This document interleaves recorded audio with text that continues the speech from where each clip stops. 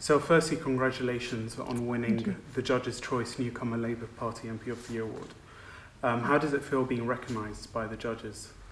So I was really surprised and delighted and really honoured to have this recognition.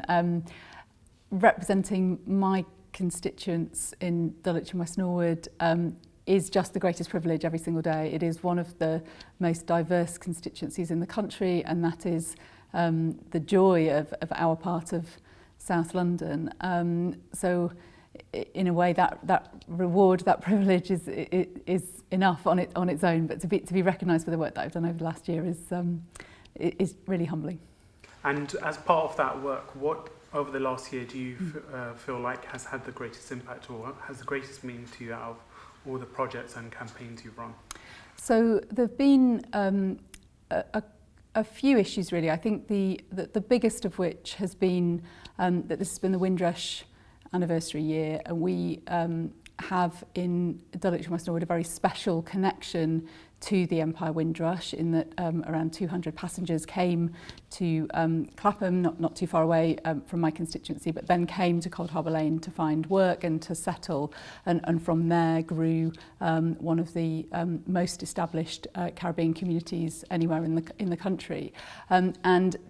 So it was really important to me that we celebrated that piece of history well and properly, and so being able to lead a debate in the House of Commons in celebration of the 70th anniversary, helping to organise a reception here in the Speaker's House, it was important to give that anniversary that profile. But it's obvious that's obviously been a bittersweet thing because of the revelations around the Windrush scandal and the appalling treatment that so many of the descendants of those original passengers have experienced in recent years at the hands of the Home Office. So it's also been really important for me to be working hard on that issue, to be bringing those cases to light, to be challenging the government, both initially on the revelations themselves and then subsequently on their response and on following through on making good the damage that has been done to those people. So talking about the Windrush scandal and everything that happened with that, and as an MP you have a great deal of power where you can do something. What would your advice be to young people, people from these communities who don't feel like they have the agency or the power to do something? So I think that the most important thing is to be seeing and articulating the injustice and then taking that to people who have influence to do something about it. So go to your MP, go to your local councillors, raise the issue, keep on talking about it. If that doesn't cut through, think about ways to stand for election yourself. I mean, that's what representation in our democracy is all about. It's about giving voice to, giving representation to the needs and the issues that are felt by every single part of our community. So it's important to use the channels that there are, but it's also important to think about where that voice is going to come from in the future and seek help and support to think about getting elected. And with your wider work with the refugee communities, how do you feel like Parliament, democracy and the wider country can make refugees feel more welcome in the UK?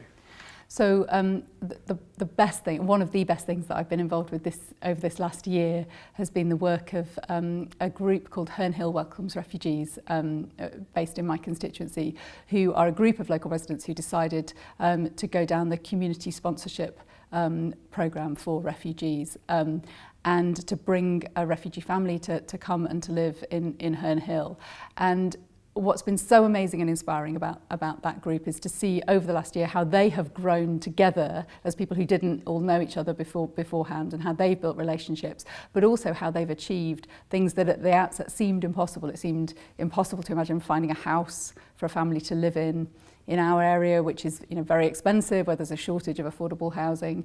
It seemed impossible to imagine raising the amount of money that they needed to raise in order to hit the government target for fundraising. But they've done it, and next week we will see a refugee family. This time next week they will be living in a house in Herne Hill, having escaped appalling circumstances in their home country. the lovely thing about that is that it gives, as well as helping that individual family and as well as helping our community to come together around such a brilliant cause, it also gives visibility to the wider global issue of the refugee crisis. And every single thing that we've been involved with over the last year that's been around fundraising for that project, we've seen more and more and more people coming and wanting to be a part of it. And all of those people then have a connection to the wider refugee crisis and a desire to do something about it and to get involved in mobilising and lobbying and campaigning to do something more to help. The great difficulty with the refugee crisis is that it can be very invisible.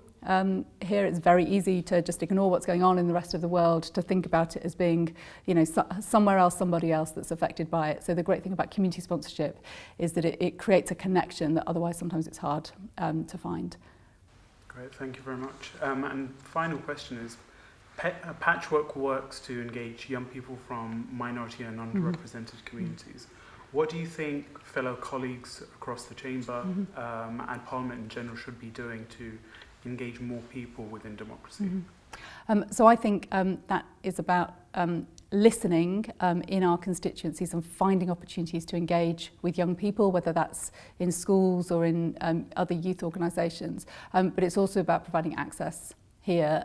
One of the most exciting things that I've been involved with in my time in Parliament has been a local organisation called the Advocacy Academy in my constituency, which trains and mentors young people in the skills of political engagement. And we do a fantastic day here in September time when the advocates come up and they present their campaigns in a committee room in Parliament. And what's amazing about that is to see how empowered those young people are as a consequence just of being able to come to this place, which can seem so austere and inaccessible from the outside, but really is just a place where big issues are raised and debated and talked about and decisions are made, and everybody should be around the table for those decisions. So I would say to colleagues, it's about giving as much access as you can to demystify this place and this process and to make it feel for those young people that this is somewhere that they can be and it's somewhere that they belong.